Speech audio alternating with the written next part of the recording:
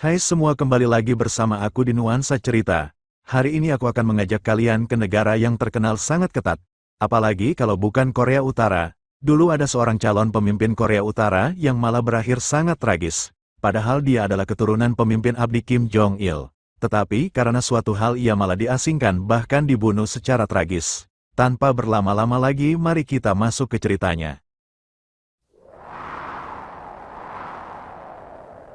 Dalam bayang-bayang istana matahari yang megah, tempat tahta diselimuti kabut rahasia dan warisan darah, hiduplah seorang pria yang seharusnya ditakdirkan untuk meneruskan dinasti yang berkuasa. Namanya, Kim Jong-nam, semestinya terukir dalam sejarah sebagai penerus sah dari ayahnya, pemimpin besar Kim Jong-il. Lahir sebagai putra sulung pada tahun 1971. Garis keturunannya seolah telah menetapkannya sebagai pewaris tahta di salah satu rezim paling tertutup di dunia. Masa kecilnya diistimewakan, seringkali mendampingi sang ayah dalam inspeksi militer, sebuah kehormatan yang menandakan persiapan untuk suatu hari nanti memimpin. Namun, takdir menuliskan narasi yang berbeda baginya.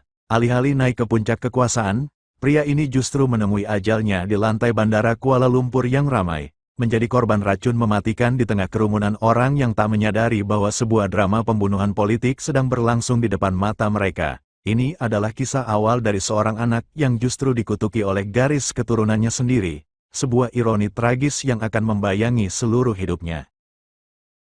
Di usia remajanya, Kim Jong-nam mengalami dunia yang sama sekali berbeda dari kesunyian terpencil Pyongyang. Atas keputusan ayahnya, ia dikirim ke Jenewa, Swiss, sebuah negeri yang menjunjung tinggi kebebasan dan netralitas. Di sana, ia hidup dengan nama samaran, Pak Kol, seorang pelajar biasa yang bebas menjelajahi kehidupan di luar tembok ideologi Juche. Kota yang damai dengan danau yang memantulkan puncak Alpen itu memberinya pelajaran tak terduga. Ia mengenal internet, kebebasan pers, dan keragaman budaya Barat.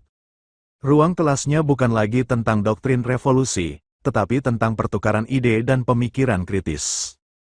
Pengalaman inilah yang secara halus mulai membentuk sudut pandangnya yang unik terhadap negara asalnya. Daripada sekadar melihat dari luar, ia justru mulai mempertanyakan sistem tertutup yang telah membesarkannya. Pendidikan baratnya, yang semula dimaksudkan untuk melengkapi wawasan calon pemimpin, justru menjadi bibit keraguan yang perlahan-lahan memisahkannya dari takdir yang telah ditetapkan.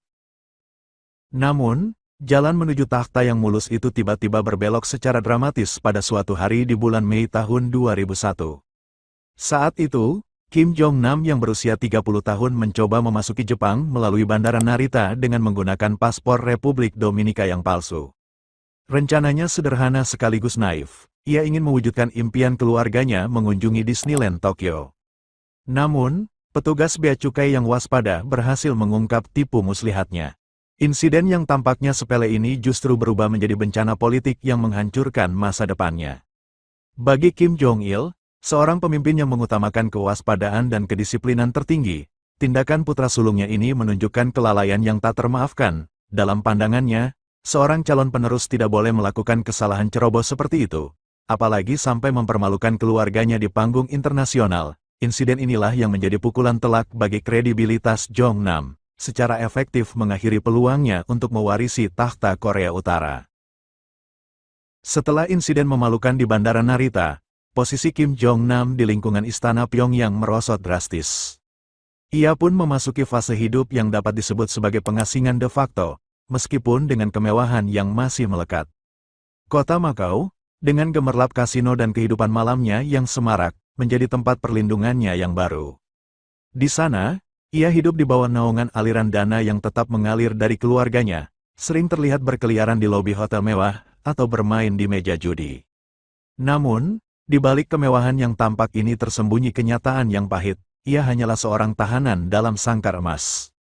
Kehidupan yang tampak bebas ini sebenarnya adalah bentuk pembuangan yang halus, di mana ia terpaksa menjadi penonton pasif dari kejauhan saat adik tirinya, Kim Jong-un, yang lebih muda dan kurang dikenal, secara sistematis dipersiapkan untuk mengambil alih posisi yang seharusnya menjadi haknya. Setiap hari yang dihabiskan di Makau adalah pengingat yang menyakitkan akan kejatuhannya dari pusat kekuasaan.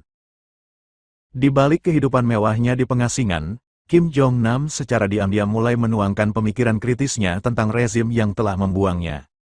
Melalui saluran komunikasi terbatas dengan jurnalis asing, termasuk korespondensi email yang dijaga kerahasiaannya dengan penulis Jepang, ia perlahan-lahan membongkar kebobrokan sistem di tanah airnya. Dalam salah satu pesannya, ia secara terang-terangan menyebut sistem penerusan kekuasaan dinasti Kim sebagai lelucon belaka yang tidak masuk akal. Bahkan lebih berani lagi, ia tidak segan menyindir kemampuan adik tirinya, Kim Jong-un, yang digambarkannya hanya sebagai boneka pengganti yang dipersiapkan secara tergesa-gesa untuk memenuhi ambisi ayah mereka. Setiap kata kritik yang dilontarkannya, meski disampaikan dari kejauhan, bagaikan bara api yang siap membakar jembatan terakhirnya dengan Pyongyang. Ungkapan-ungkapan perlawanan ini, yang mungkin lahir dari kekecewaan mendalam dan rasa keadilan yang terinjak, justru menjadi ancaman eksistensial yang membuatnya semakin diburu oleh rezim yang tidak kenal ampun. Dengan mangkatnya Kim Jong-il pada bulan Desember tahun 2011, seluruh lanskap politik Korea Utara serta-merta berubah secara drastis. Kekosongan kekuasaan yang ditinggalkan oleh sang pemimpin abadi segera diisi oleh sosok yang tidak terduga banyak pihak, Kim Jong-un, adik tiri Jong-nam yang jauh lebih muda dan hampir tak dikenal di panggung internasional. Naiknya Jong-un ke puncak kekuasaan bukanlah proses yang alami, melainkan didorong oleh dukungan kuat dari elit partai, termasuk bibinya, Kim Kyong-hui, dan suami bibinya, Yang Song-taek, yang saat itu menjadi figur berpengaruh di balik tahta. Transisi kekuasaan ini berlangsung cepat dan tertutup, meninggalkan Jong-nam, yang secara tradisional adalah pewaris sah, terasingkan sepenuhnya dari pusat kekuasaan. Dari kejauhan, ia menyaksikan adik tirinya yang masih hijau itu mengenakan jubah kepemimpinan yang seharusnya menjadi miliknya. Sebuah pengingat pahit betapa nasibnya telah berbalik 180 derajat. Dengan cepat, Kim Jong-un membuktikan bahwa gaya kepemimpinannya akan jauh lebih keras dan tak kenal ampun daripada ayahnya. Dalam waktu singkat setelah berkuasa, ia melancarkan serangkaian pembersihan berdarah yang sistematis terhadap siapa saja yang dianggap sebagai ancaman potensial, baik nyata maupun imajiner. Puncak dari teror ini adalah eksekusi mengerikan terhadap pamannya sendiri, Yang Song-taek, pada tahun 2013. Yang pernah menjadi salah satu penasihat terkuatnya, diadili secara in absentia dan dihukum mati dengan tuduhan pengkhianatan. Pesan yang disampaikan jelas dan mengerikan, tidak ada seorang pun, bahkan keluarga saudara sendiri, yang kebal dari murka pemimpin tertinggi.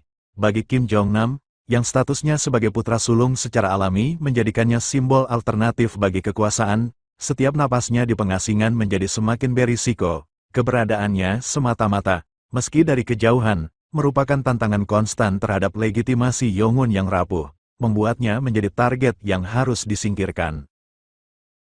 Titik balik tragis itu tiba pada pagi hari tanggal 13 Februari tahun 2017, di tengah keramaian Bandara Internasional Kuala Lumpur. Kim Jong-nam, yang saat itu sedang menunggu untuk menerbangkan kembali ke tempat pengasingannya di Makau, tiba-tiba didekati oleh dua wanita yang tampaknya tidak mencurigakan.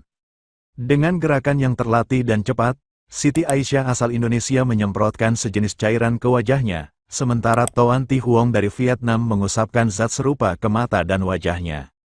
Seluruh insiden yang mematikan itu berlangsung hanya dalam hitungan detik, tersamarkan oleh lalu lalang penumpang bandara yang sibuk. Kedua wanita itu kemudian bergegas pergi dengan tenang, meninggalkan Jong-nam yang mulai merasakan efek mengerikan dari zat tak dikenal yang telah menyerang sistem sarafnya. Adegan yang bagi pengamat biasa mungkin terlihat seperti keisengan atau gangguan kecil itu, ternyata merupakan momen pertama dan terakhir dari operasi pembunuhan yang dirancang dengan sangat teliti.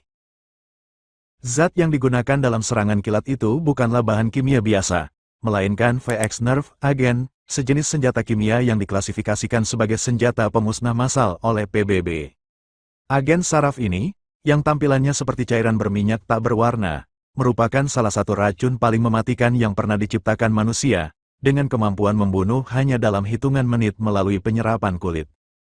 Begitu cairan mematikan itu menyentuh kulit wajahnya, Kim Jong-nam langsung mengalami siksaan fisik yang tak terbayangkan. Sistem sarafnya diserang secara brutal, menyebabkan kejang-kejang hebat, kesulitan bernapas akut, dan rasa sakit yang melumpuhkan.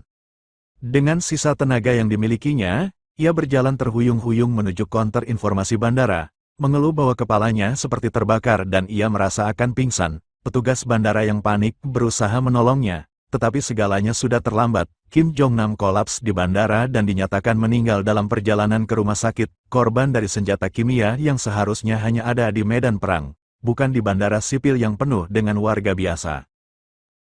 Penyelidikan yang dilakukan pihak berwajib Malaysia segera mengungkap jaringan operasi yang rumit dan terencana dengan cermat. Rekaman CCTV menjadi bukti kunci yang mengungkap tidak hanya kedua wanita pelaku, tetapi juga beberapa pria yang diduga kuat sebagai agen intelijen Korea Utara yang mengawasi seluruh proses dari kejauhan. Para agen ini terlihat memantau serangan tersebut dan kemudian dengan cepat meninggalkan Malaysia setelah misi mereka selesai.